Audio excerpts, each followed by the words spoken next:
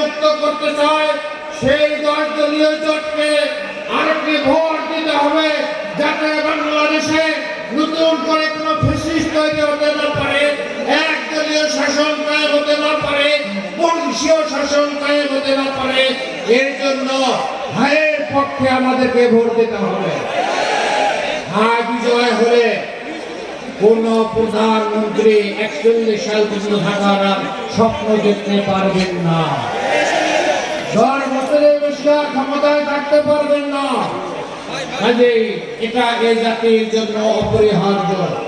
সম্মানিত ভাইরা, আমি কথা দীর্ঘায়িত না করে কথাই বলতে চাই, আল্লাহ রাব্বুল আলামিন জুলাই সংগ্রামের মধ্য দিয়ে আমাদেরকে যে সুযোগ দিয়েছেন, আমরা যদি সুযোগের সদ্ব্যবহার করতে পারি তাহলে এদেশের জমিন থেকে, এদেশ থেকে ওই ফ্যাসিস্ট সরকার চিরতরে নির্মূল হবে ইনশাআল্লাহ।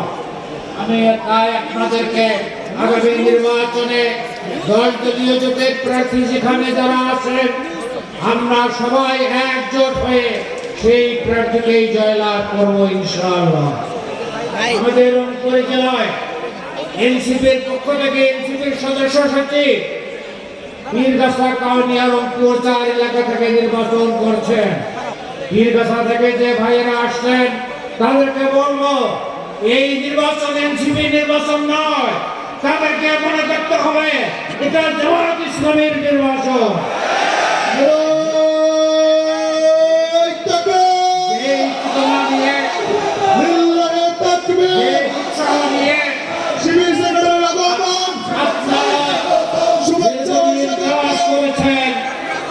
এই কাজের মধ্যে কোনো ভাটা ফেলানো যাবে না, সেই চেতনা নিয়ে